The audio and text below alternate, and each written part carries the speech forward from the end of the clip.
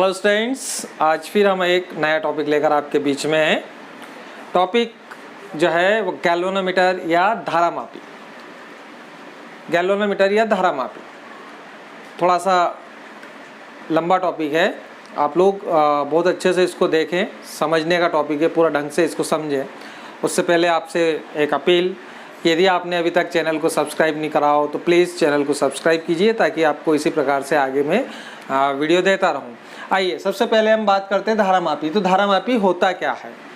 तो धारामापी एक ऐसा उपकरण होता है जिसकी सहायता से हम बहुत छोटे से छोटा अगर करंट कोई सर्किट के अंदर है, स्मॉल करंट यदि है, तो उसकी उपस्थिति का हम पता लगा सकते हैं या उसको मेज़र कर सकते हैं। मेज़र तो ज़्यादा बड़ा अगर करंट फ्लो हो रहा है, ज़्यादा मात्रा में यदि करंट फ्लो है तो उसको हम धारामापी से मेज़र नहीं कर सकते। मेन यूज़ जो है, धारामापी एक ऐसा उपकरण है जो किसी परिपथ के अंदर स्मॉल करंट, छोटा से छोटा करंट भी यदि फ्लो हो रहा है तो उसको डिटेक्ट करता है, उसकी उपस्थिति का पता लगाता है। जहाँ तक इसके मेज़रमेंट की बात होती है तो मेज़रमेंट इसका बहुत कम हो सकता है। जो हमारे प्रयोगशाला के अंदर जो आपके गैल्वेनोमीटर या धारामापी जो होते हैं वो ज़्यादातर 30 मिली एम्पियर या मैक्सिमम अगर कहें तो 50 मिली एम्पियर से ज़्यादा वो मेज़र नहीं कर सकते। यदि आपको 1 एम्पियर या 2 एम्पियर मेज़र करना है तो फिर अमीटर का यूज़ हम लोग करते हैं। तो धारामापी, कोई हमसे कहता है कि धारामापी गैल्वेनोमीटर क्या चीज़ है, तो हम सामान्य तौर पे हम यही कहेंगे कि धारामापी एक ऐसा उपकरण है जो किसी परिपथ के अंदर करंट, स्मॉल से स्मॉल, छोटे से छोटे करंट का पता लगाने में यूज़ किया जाता है, या उसको छोटे से छोटा बहुत करंट होता है तो उसको मापा भी उससे जा सकता है। अब हम बात करते हैं कि यार ये कितने प्रकार के होते हैं। तो ये 2 प्रकार के होते हैं। एक को हम बोलते हैं चल चुंबक धारामापी और दूसरे को बोलते हैं चल कुंडल धारामापी। जो हमारे कोर्स में है वो है चल कुंडल धारामापी, मूविंग कॉइल गैल्वेनोमीटर, चल कुंडल धारामापी, जिसके अंदर कुंडली जो है चलती हो, ऐसा धारामापी। तो चल कुंडल धारामापी के बारे में अपने को डिटेल में पढ़ना है कि चल कुंडल धारामापी क्या होता है और उसकी रचना क्या होती है, उसका सिद्धांत क्या होता है, उसके अंदर क्या क्या सेंसिटिविटी होती है, कैसे सुग्राह्यता नापते हैं, इन सब के बारे में अपन आराम से बात करते हैं, समझते हैं। बहुत बढ़िया टॉपिक है, बहुत मज़ेदार टॉपिक है, आप लोग इसको समझें। देखिए धारामापी क्या होता है ये हमने आपको बता दिया। सेकंड पॉइंट मैंने लिख रखा है इसकी रचना। तो इसकी रचना के लिए मैंने सामने एक चित्र आपको शो कर रखा है। अब इसके अंदर जो बीच के अंदर ये जो है ये आपका कुंडली है, जो चल कुंडल जिसको हम बोल रहे हैं, तो उसके अंदर ये कुंडली है। ये कुंडली जो है सामान्य तौर पे जो आपका सॉफ्ट आयरन कोर होती है उसके ऊपर तारों को लपेट कर और बनाई जाती है। ये अपने आयताकार ले रखी है। आयताकार लेके जो आपका नर्म लोहे का जो क्रोड़ होता है, उस क्रोड़ के ऊपर उसको ऐसे ऐसे ऐसे करके तारों को लपेट कर और बनाई जाती है। इस कुंडली को एक तार के द्वारा, यहाँ पर फास्फर ब्रांच की एक पत्ती होती है, इस पत्ती से इसको जोड़ दिया जाता है और यहाँ पर एक संकेतक लगा दिया जाता है। इस संकेतक के यहाँ पर एक स्केल लगी रहती है, इस प्रकार से एक स्केल लगी रहती है। फिर यहाँ पर आपका इस तार से इसको यहाँ जोड़कर और यहाँ एक पॉइंट दे दिया जाता है T1। इसी प्रकार से जो नीचे वाला सिरा होता है इसका, उस पर एक स्प्रिंग लगा दी जाती है और स्प्रिंग लगाकर और दूसरा एक सिरा ले लिया जाता है, जिसको एक पॉइंट को अपन दे देते हैं T2। अब ये T1 और T2 के बीच में अपन क्या करते हैं, करंट फ्लो करते हैं। यहाँ से जैसे ही करंट फ्लो इसके अंदर करते हैं हम लोग, यहाँ से करंट फ्लो अंदर होगा तो जो इससे पहले हमने देखा था कि करंट फ्लो होगा, और उसके साथ में मैग्नेटिक फील्ड अगर हम लगा दें, यहाँ पर मैग्नेटिक फील्ड ये आपका इस प्रकार से N और S आपको ये चुंबक नज़र आ रहे हैं। इन चुंबक के द्वारा मैग्नेटिक फील्ड भी इस कॉइल के ऊपर लगाई जाती है और करंट फ्लो भी किया जाता है, इसके अंदर से विद्युत धारा प्रवाहित की जाती है। तो इससे जस्ट पहले वाला जो टॉपिक हमने आपको बताया था कि एक जो लूप है, उस लूप को, धारावाही लूप के ऊपर उसको अपन रखते हैं चुंबकीय क्षेत्र में। तो चुंबकीय क्षेत्र में रख कर उसके अंदर करंट फ्लो करते हैं तो उसके ऊपर जो है बल युग्म आघूर्ण कार्य करता है या बल आघूर्ण कार्य करता है। ये हमने इससे पहले वाले वीडियो में बताया है। यदि आप लोगों ने वो वीडियो नहीं देखा हो तो पहले उस वीडियो को आप देख लीजिए, क्योंकि वो जो कॉन्सेप्ट था उसी कॉन्सेप्ट के आधार पर गैल्वेनोमीटर बना हुआ है। तो यदि आपने वो वीडियो नहीं देखा है तो पहले वो वीडियो देखिए, उसके बाद फिर इस वीडियो में आइए आप। तो वहाँ पर हमने देखा था कि एक लूप जो था, उस लूप के अंदर हमने करंट फ्लो किया था और करंट फ्लो किया था और मैग्नेटिक फील्ड लगाया था। तो मैग्नेटिक फील्ड के कारण उसके ऊपर बलयुग्म आघूर्ण का निर्माण हुआ था, जो उसको क्या करता है, घुमाता है। मैंने बताया था आपको कि उसको वो मूव करता है, घुमाता है। इस प्रकार से मान ले हमने कहा था कि ये आपका जो है पूरा कॉइल है और इधर एक फोर्स लग रहा है, इधर एक फोर्स लग रहा है, तो ये इसको ऐसे रोटेट करेगा, ऐसे घुमाएगा इसको। तो यहाँ पर हमने क्या किया है, यहाँ हमने इसको फॉस्फर ब्रांच की पत्ती लगा दी है, ऊपर नीचे स्प्रिंग लगा दी है। तो ये जैसे इसको ऐसे घुमाएगा तो इसमें एंटन आएगा, है ना, एंटन आएगा। होता है ना, जैसे अपन यहाँ पे मान लीजिए अब ये बुक ही ले लें आप, अभी करंट मत सोचो, ये बुक ही ले लो और यहाँ पे यदि आपने तार वगैरह से इसको बांध दिया और आप इसको घुमा के ऐसे ले जाते हो हाथ से और छोड़ते हो, तो वापस यहाँ आएगी ना। मतलब इसके अंदर जितना आप इसको घुमाओगे उतना के उतना विपरीत दिशा में वापस एंटन बलयुग्म आघूर्ण लगेगा। तो जितना आपने घुमाया उतना के उतना प्रत्यानयन बलयुग्म आघूर्ण वापस लगेगा, जो इसको वापस अपनी पूर्वावस्था में लाने का प्रयास करेगा। बस यही इसका सिद्धांत की बात करते हैं हम, तो यही इसका बेसिक प्रिंसिपल है। बेसिक सिद्धांत जो है यही है कि जब अपन किसी कुंडली को एक समान चुंबकीय क्षेत्र में स्वतंत्रतापूर्वक लटका कर और उसको रख दिया जाता है और उसके अंदर जब हम धारा प्रवाहित करते हैं तो जो कुंडली जो है विक्षेपित हो जाती है, और वो जब कुंडली विक्षेपित होती है तो उसके ऊपर एक एंटन बलयुग्म आघूर्ण कार्य करता है, जो उसको वापस अपनी पूर्वावस्था में लाता है। इस फैक्ट को यूज किया गया है गैल्वेनोमीटर के अंदर, या इस सिद्धांत को गैल्वेनोमीटर के अंदर यूज किया है। कैसे यूज किया है ये अभी अपन देखते हैं, लेकिन आपको कंस्ट्रक्शन समझ में आया है, बेसिक प्रिंसिपल समझ में आया है। कंस्ट्रक्शन में ये एक नरम लोहे की क्रोड के ऊपर हमने तारों से एक आयताकार कुंडली बनाई है, इसको यहाँ पर एक फॉस्फर ब्रांच की पत्ती से जोड़ दिया है, यहाँ एक जो है पॉइंट दिया है, एक पॉइंट नीचे दिया है, इसको यहाँ से स्प्रिंग से जोड़ दिया है। दो अवतल बेलनाकार जो है हमने मैग्नेट्स लिए हैं, उस मैग्नेट्स के बीच में इसको लिए रख दिया गया है, नरम लोहे का टुकड़ा भी बीच में रखा गया है और इस प्रकार से एक संकेतक यहाँ लगाकर और ये सिस्टम पूरा बनाया गया है। अब ये किस प्रकार से वर्क करता है ये अपन बाद में देखेंगे। प्रिंसिपल या इसका सिद्धांत मैंने आपको समझा दिया है। सिद्धांत में मैंने आपको बताया कि जब किसी भी कुंडली को एक समान चुंबकीय क्षेत्र में स्वतंत्रतापूर्वक लटकाकर उसमें विद्युत धारा प्रवाहित की जाती है तो कुंडली पर एक बलयुग्म कार्य करने लगता है और वो उसको क्या करता है, विक्षेपित कर देता है, और इसको अपन विक्षेपक बलयुग्म आघूर्ण कहते हैं, जो इससे पहले वाले में भी हमने देखा था। अब ऊपर से हमने उसको बांध दिया है तो वो जितना वो घुमाएगा उतना के उतना उसके अंदर प्रत्यानयन एंटन बलयुग्म लगेगा, जो उसको वापस पूर्वावस्था में लाने का प्रयास करता है।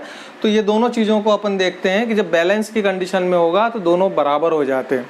तो देखिए अब एक एक करके अपन इसको देखते चलते हैं और अपन देखते हैं कि इसमें किस प्रकार से अपन कर सकते हैं। तो हमने जो बलयुग्म आघूर्ण की बात अपन कर रहे हैं, जो इससे पहले वाले में हमने करा था वीडियो के अंदर, बलयुग्म आघूर्ण हमने देखा था, उसके अंदर हमने निकाला था बलयुग्म आघूर्ण। तो बलयुग्म आघूर्ण कितना निकला था उसके अंदर आपने देखा होगा, तो n, तो वो n कितना होगा, n हमने देखा था उसके अंदर NiAb ये निकाला था हमने बलयुग्म आघूर्ण। इससे पहले वाले वीडियो में हमने जो निकाला था फाइनल, वो निकाला था NiAb बलयुग्म आघूर्ण, जो इसको घुमाएगा, है ना, एक बल नीचे लगेगा एक ऊपर लगेगा और जो इसको घुमाएगा इसको अपन बोल रहे हैं बलयुग्म आघूर्ण।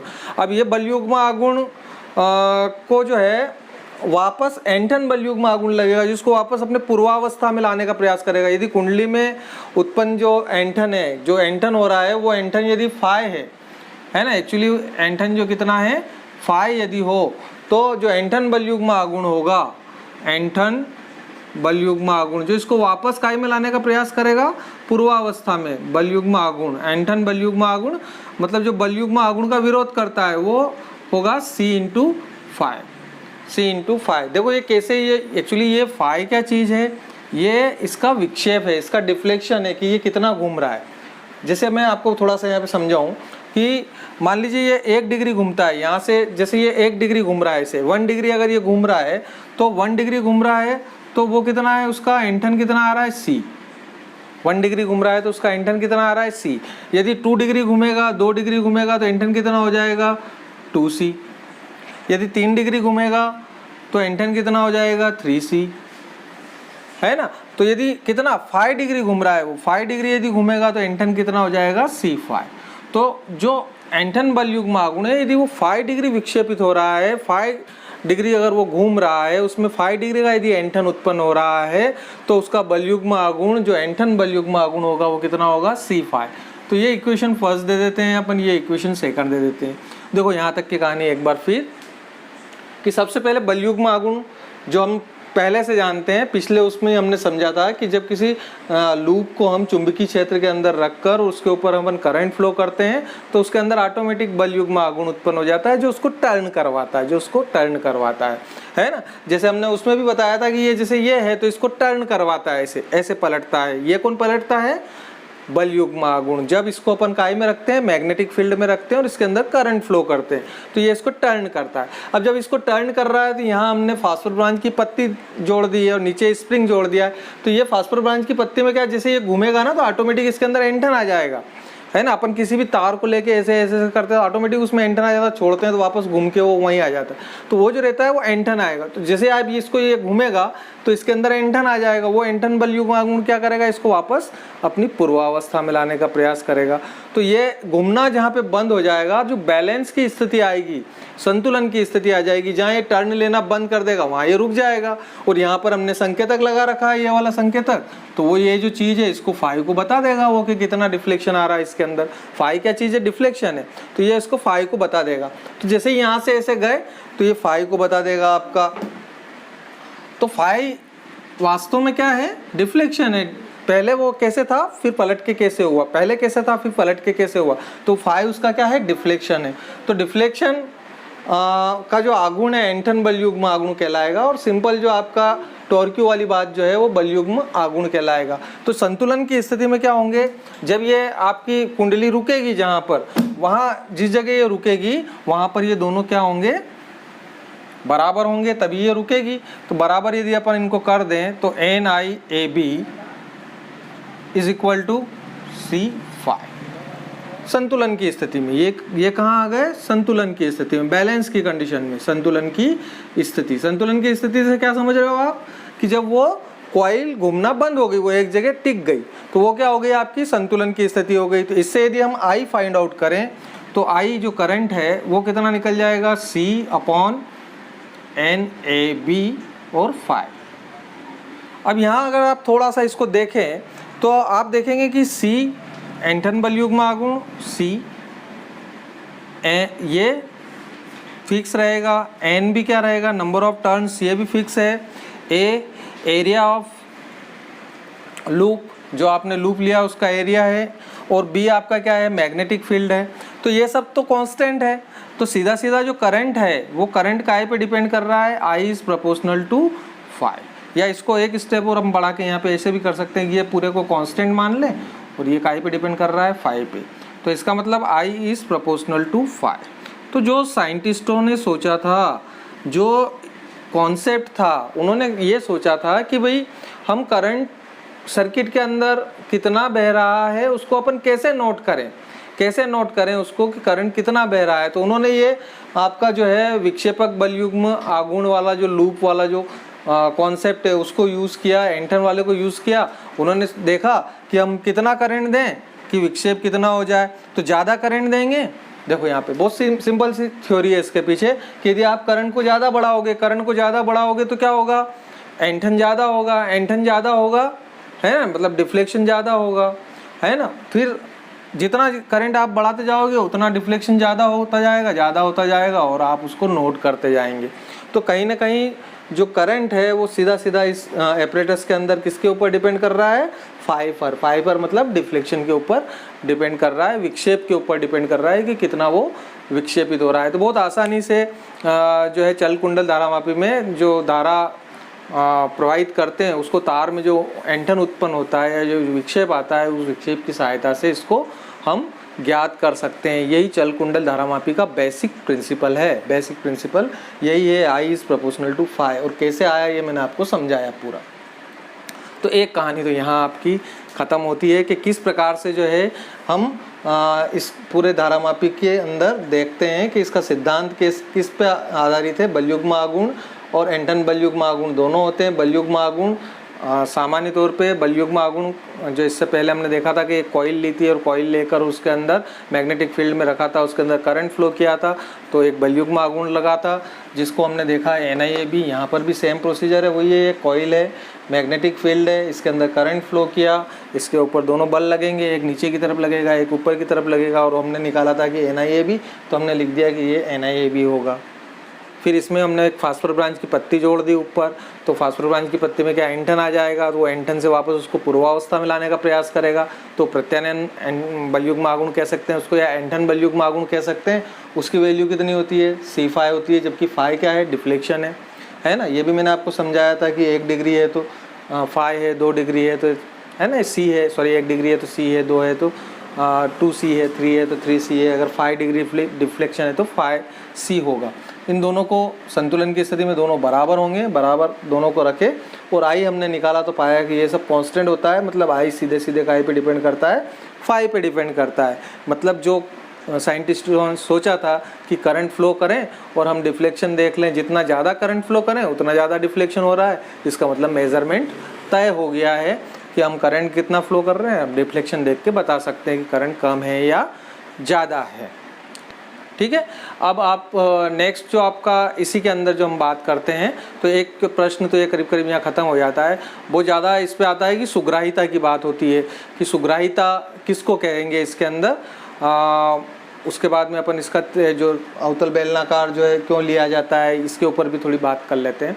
तो पहले तो सुग्राहिता, देखो सुग्राहिता का सीधा सीधा मतलब ये होता है, सुग्राहिता मतलब इंग्लिश में यदि इसको बोले अपन तो सेंसिटिविटी बोलते हैं, है ना, सेंसिटिविटी। हम बोल रहे हैं ये बहुत सेंसिटिव है यार, ये बहुत सेंसिटिव है। सेंसिटिव है मतलब क्या मतलब होता है कि उसको अपन जरा सा कुछ कहे हो और वो ज़्यादा भड़क जाता है, बोलते हैं ना ऐसा कि यार थोड़ा सा बोल दिया उसको कि तो बुरा लग गया, एकदम ज़्यादा भड़क गया, हल्का सा दिया और ज़्यादा ले लिया, है ना, थोड़ी सी बात कही और उसकी बड़ी भारी बात बन गई, तो इसको बोलते हैं सेंसिटिविटी। बोलते हैं ना कि यार बहुत ज़्यादा सेंसिटिव है यार, इसको ज़रा सा कुछ कहोगे तो ये बहुत ज़्यादा कर लेगा। सेम प्रोसीजर आप यहाँ पे भी मानिए, सेम प्रोसीजर आप यहाँ पर भी मानिए। सुग्राहिता वास्तव में क्या होती है, सेंसिटिविटी क्या होती है कि हम जरा सा करंट दें, है ना, थोड़ा सा करंट दें, और करंट देने से आपका जो है डिफ्लेक्शन बढ़ जाए, डिफ्लेक्शन ज़्यादा हो जाए, तो उसको हम बोलेंगे सेंसिटिविटी। तो एक्चुअली जो सेंसिटिविटी है वो 2 प्रकार की होती है। एक होती है आपकी करंट सेंसिटिविटी, धारा, जिसको मैंने यहाँ शो कर रखा है, देखिए आपको कि धारा सुग्राहिता फाई अपॉन आई। अब इसको मैं साफ कर देता हूँ तो आपको क्लियर और समझा देता हूँ मैं।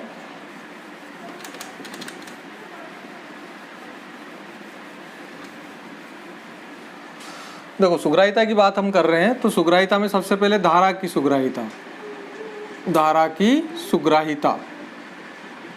सुग्राहिता इसको बोलते हैं अपन फाई अपॉन आई, धारा की सुग्राहिता, है ना। हल्का कम करंट दोगे आप, जितना कम करंट दोगे उतना फाई, अगर ज़्यादा आ रहा है फाई ज़्यादा आ रहा है, कम करंट देने में फाई ज़्यादा आ रहा है, तो फाई अपॉन आई जो होगा उसको धारा सुग्राहिता बोलेंगे। या परिभाषा के रूप में यदि हम बात करें तो आई इज इक्वल टू 1 रख लें हम, मतलब एकांक धारा यदि इसके अंदर प्रवाहित करेंगे तो जो डिफ्लेक्शन है, जो आपका विक्षेप है ना, किसी भी कुंडली में यदि हम एकांक धारा प्रवाहित करें तो उसमें जो विक्षेप उत्पन्न होगा वही उसकी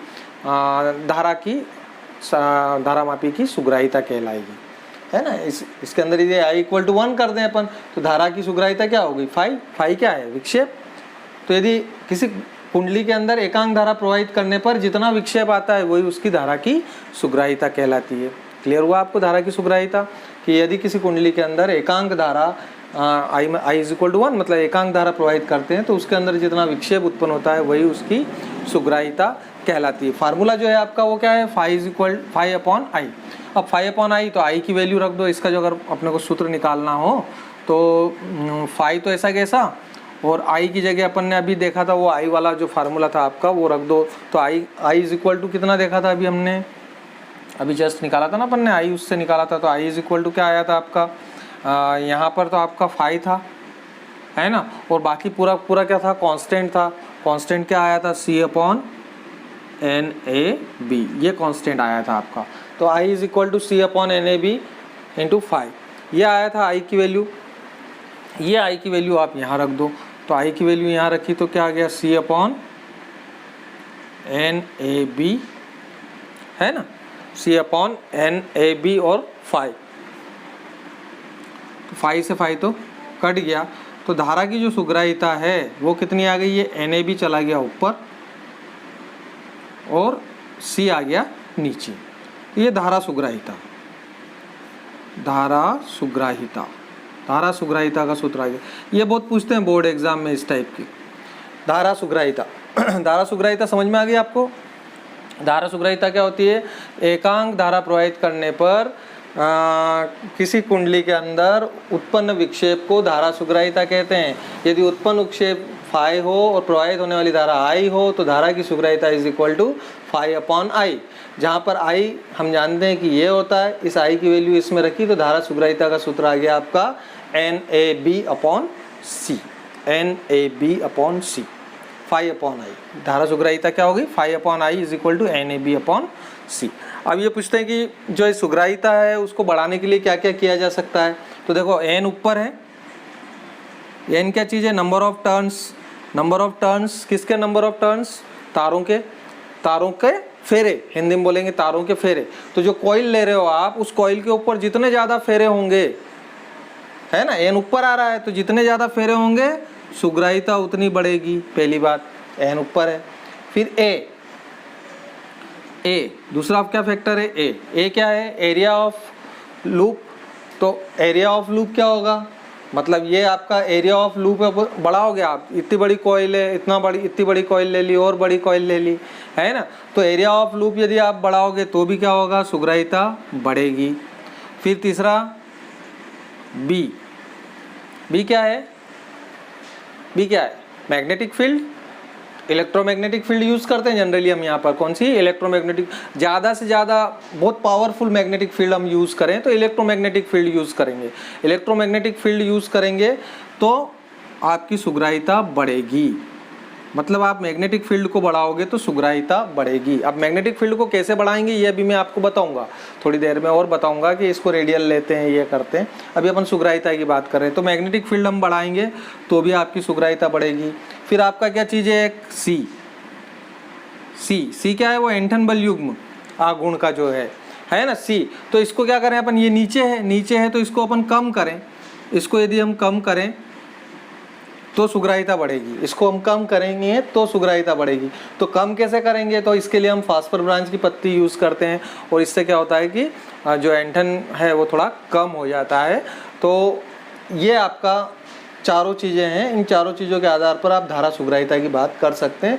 पूरा धारा सुग्राहिता को आप समझा सकते हैं। जब अपन इसकी बात करते हैं धारामापी की, तो उस समय ये धारा की जो करंट की जो सुग्राहिता रहती है वो इस प्रकार से हम शो कर सकते हैं। अब सेकंड बात इसी की आती है वोल्टेज सुग्राहिता। एक और बात आती है इसी में, वोल्टेज सुग्राहिता को समझाइए। वोल्टेज सुग्राहिता है ना, अभी हमने धारा की बात करी थी, अब वोल्टेज सुग्राहिता। तो वोल्टेज इसमें अपन ने लिखा था फाई अपॉन आई, तो इसमें आ जाएगा फाई अपॉन वी। सीधी सी बात है, फाई अपॉन वी। एकांक वोल्टेज यदि है, उसमें जितना विक्षेप यदि हो रहा है तो प्रति एकांक वोल्ट का यदि जो विक्षेप होगा उसके अंदर प्रति एकांक v इक्वल टू 1 रख दें तो प्रति एकांक वोल्ट पर जो विक्षेप होगा वो विक्षेप ही वोल्टेज सुग्राहिता कहलाएगा। अब चूंकि अपन जानते हैं कि हमारा जो v इक्वल टू क्या होता है? I इंटू आर होता है। देखिए बहुत बेसिक चीज़ है, v equal to I into R होता है। तो यदि हम I की वैल्यू रखें यहाँ से रख दें अपन I की वैल्यू, अपन ने यहाँ पे भी रखी थी C अपॉन NAB फाई, ये है ना I की वैल्यू। तो ये v इक्वल टू कितना हो जाएगा? C अपॉन NAB फाई, है ना, और इंटू ये क्या आ गया आपका R। ठीक है, अब इसको उठा के हम यहाँ नीचे रख देते हैं। तो जो आपकी वोल्टेज सुग्राहिता है SV से बताते हैं इसको, SV is equal to phi, तो ये ऐसा कैसा, और V की जगह हमने वैल्यू रख दी C upon NAB phi into R। ये रख दिया, फाई से फाई तो कट गया। तो SV आपका क्या हो गया? देखिए SV is equal to NAB ऊपर चला जाएगा और नीचे आपका आ जाएगा C और R। तो ये आपकी आ गई वोल्टेज सुग्राहिता और ये आपकी थी धारा सुग्राहिता। एक वोल्टेज सुग्राहिता और एक धारा सुग्राहिता। अब इन दोनों में क्या अंतर है? क्या बेसिक अंतर है? दिख रहा होगा आपको कोई ज़्यादा अंतर नहीं है। देखो NAB/C यहाँ पर भी है, NAB/C यहाँ पर भी है, सिर्फ एक रेजिस्टेंस का अंतर आ गया, वो रेजिस्टेंस जो है नीचे आ गया इसके अंदर C/R। रेजिस्टेंस किसका? नंबर ऑफ टर्न्स जो तार अपन ने लपेटे हैं उसका। तो ये दोनों के अंदर बेसिक क्या डिफरेंस आ गया है, यहाँ C के साथ में R भी आ गया है। अब इसकी बात करें कि इसकी वोल्टेज सुग्राहिता कैसे बढ़ाई जाए, है ना, इसकी वोल्टेज सुग्राहिता कैसे बढ़ाई जाए, तो हम देखें यहाँ पर, देखिए समझिए आप, कोई बड़ी भारी बात नहीं है। N ऊपर है तो नंबर ऑफ टर्न्स बढ़ाओगे तो वोल्टेज सुग्राहिता बढ़ जाएगी। ओके, यहाँ पे भी यही था, नंबर ऑफ टर्न्स बढ़ाया था तो धारा सुग्राहिता बढ़ गई थी। फिर दूसरा क्या है, एरिया ऑफ लूप बढ़ाओगे तो बढ़ जाएगा, लंबाई चौड़ाई बढ़ा दो, बड़ा ले लो तो आपका जो है वोल्टेज सुग्राहिता बढ़ जाएगी। तीसरा बी मतलब वही मैग्नेटिक फील्ड आप बढ़ाओगे, इलेक्ट्रोमैग्नेटिक फील्ड लगा दो आप, पावरफुल मैग्नेटिक फील्ड लगा दो। और एक तरीका और है जो मैं बताऊंगा अभी, कि इसको रेडियल लिया जाता है और अंदर नर्म लोहे का टुकड़ा रखा जाता है, उससे भी मैग्नेटिक फील्ड बढ़ती है। तो मैग्नेटिक फील्ड भी आप अगर बढ़ा दोगे तो भी वोल्टेज सुग्राहिता बढ़ जाएगी। और चौथी, C को आप कम कर दो, क्योंकि C नीचे है, C को आप कम कर दो। कम करना है तो मैंने बता ही दिया था आपको पहले, यहाँ पे भी C को कम किया हमने, फास्फोर ब्रांच की पत्ती यूज़ कर ली, C कम हो गया तो हमारी सुग्राहिता बढ़ जाएगी। एक जो है R को भी आप कम कर दो, R को भी आप क्या कर दो, कम कर दो। R को कम कर दो तो R को कैसे कम कर सकते हैं, R क्या चीज़ है, जो तार हमने लपेट रखे हैं यहाँ पे, जो वायर जो हमने उसके कुंडली जिससे बनाई है उसको कम कर दो। तो R किस पे डिपेंड करता है, हम जानते हैं 2 चीज़ों पे डिपेंड करता है, R is proportional to L और R is proportional to 1/A। हम लोग करते ही हैं कि आपने अगर मोटा तार लिया है तो रेजिस्टेंस कम हो जाएगा। एक तो ये, एक जो है लंबाई आप कम ले लो, तो लंबाई तो हमने फेरों में लेना ही है, लेकिन तार अगर मोटा यूज़ कर लिया तो हम रेजिस्टेंस कम कर सकते हैं। और ये यहाँ पर आपका वोल्टेज जो सुग्राहिता वो हम बढ़ा सकते हैं। ठीक है, तो धारा सुग्राहिता भी समझ में आई आपको, वोल्टेज सुग्राहिता भी समझ में आई, कैसे इनको बढ़ाएंगे अपन, ये भी आपको क्लियर हुआ। अब एक और क्वेश्चन इसके अंदर आता है कि ये जो इसका मैग्नेटिक फील्ड लगाया जाता है, तो ये मैग्नेटिक फील्ड इस टाइप के मैग्नेट्स क्यों लिए जाते हैं, इसको बोलते हैं अवतल बेलनाकार, हिंदी में इसको बोलते हैं अवतल बेलनाकार मैग्नेट्स लिए जाते हैं। तो ऐसा रेडियल करने के लिए इसको लिए जाते हैं। रेडियल करने के लिए मीन्स इसको त्रिज्यी करने के लिए। अब आप बोलोगे त्रिज्यी क्या होता है, त्रिज्यी क्या होता है, त्रिज्यी क्या, तो ये अगर हो गया हो तो इसको मैं हटा देता हूँ, ये तो आपको क्लियर हो गया होगा, तो इसको मैं क्लियर साफ कर देता हूँ। इसके बाद इस पर भी एक जल्दी से अपन बात कर लेते हैं कि ऐसा क्यों किया जाता है।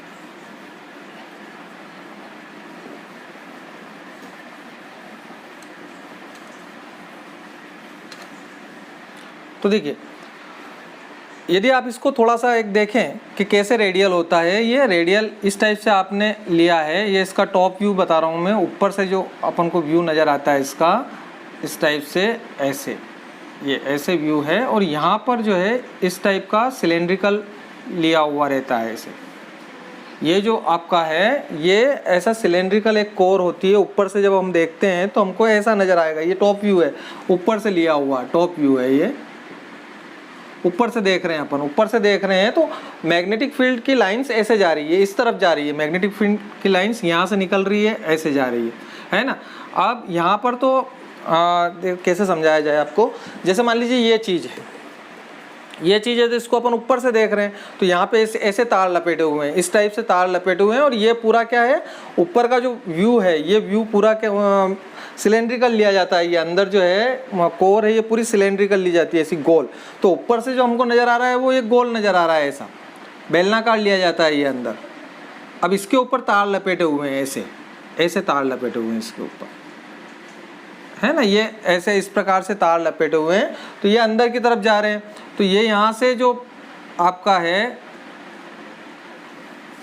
मैग्नेटिक लाइंस निकलती है ऐसे, ये मैग्नेटिक लाइंस यहाँ से निकल रही है, ये इधर जा रही है, इसको व्यू करती हुई, ये यहाँ से निकल रही है, इधर जा रही है। तो ये हर समय जो मैग्नेटिक लाइंस जाएगी, वो मैग्नेटिक लाइंस जो है इसके ऊपर इस टाइप से तार के सामने आएगी, ऐसे आएगी, चाहे इधर से जाए, चाहे इधर से जाए, चाहे इधर से जाए, कहीं से भी वो जाती है। इस चारों तरफ से ये जो आपने अवतल बेलनाकार लिए हैं। इसका सेंस यही है कि आपका जो अंदर तार है वो इस टाइप से तार हैं और उसके ऊपर जो ये मैग्नेटिक लाइन्स है वो कहीं से भी अगर जाएगी तो इन दोनों के बीच में जो एंगल बनेगा वो एंगल जो रहेगा वो एंगल हमेशा 90 डिग्री रहेगा, 90 डिग्री रहेगा। और जब 90 डिग्री रहेगा तभी हम ये कह सकते हैं कि जो मैग्नेटिक फील्ड है वो बहुत ज़्यादा उसके ऊपर लगेगा। जब आपका थीटा जो है वैल्यू 90 डिग्री रहेगी उसी समय मैग्नेटिक फील्ड ज़्यादा रहेगी। तो कुल मिला के जो इसकी रेडियल फील्ड है या त्रिज्य चुंबकीय क्षेत्र जो लिया जाता है वो इसीलिए लिया जाता है कि जो आपका कॉइल का जो प्लेन है, जैसे कॉइल है, जो कॉइल है उसका जो तल है, ये तल ये यहाँ से ये तल है इसका, तो ये तल और चुंबकीय क्षेत्र ये दोनों के बीच का कोण हमेशा क्या रहे, 90 डिग्री रहे, यूँ कह सकते हैं। या मैंने आपको पहले वाले वीडियो में बताया था कि इसका जो एरिया वेक्टर है, एरिया वेक्टर और B magnetic field, area vector और मैग्नेटिक फील्ड के बीच का जो एंगल है वो हमेशा कितना रहे, 90 डिग्री रहे, 90 डिग्री रहे। इसलिए जो है इसको त्रिज्यी लिया जाता है, अवतल बेलनाकार लिया जाता है। पहली बात तो ये। दूसरी, इसके अंदर जो है नर्म लोहे का टुकड़ा या क्रोल्ड यूज़ में किया जाता है। क्यों यूज़ में लाया जाता है? क्योंकि उसका भी रीज़न है कि जो ये आपका जो नर्म लोहे का टुकड़ा होता है, फेरोमैग्नेटिज्म रहता है ये, तो ये ज़्यादा से ज़्यादा चुंबकीय बल रेखाओं को अपनी तरफ आकर्षित करता है, अपने अंदर से होकर और चुंबकीय बल रेखाओं को गुजारता है। तो ज़्यादा से ज़्यादा चुंबकीय क्षेत्र यहाँ पर लगता है, क्योंकि हमको बी ज़्यादा ही चाहिए, बी ज़्यादा चाहिए। तो मैग्नेटिक फील्ड को बढ़ाने के लिए, चुंबकीय क्षेत्र को बढ़ाने के लिए इसका यूज़ सॉफ्ट आयरन कोर का यूज़ किया जाता है। तो ये खास बातें जो थी आपकी पूरी वो हमने पूरा आपको समझा दिया है। वीडियो थोड़ा बड़ा ज़रूर हो सकता है, लेकिन आप इसको 2-3 बार अवश्य देखें और आपको एक पॉइंट मैंने कोशिश की है कि एक पॉइंट आपका गैल्वेनोमीटर के बारे में आपका क्लियर हो। ठीक है, ये वीडियो आपको कैसा लगा आप कमेंट बॉक्स में ज़रूर बताएं, और यदि अभी तक चैनल को सब्सक्राइब नहीं करा है तो प्लीज़ चैनल को सब्सक्राइब करें। धन्यवाद।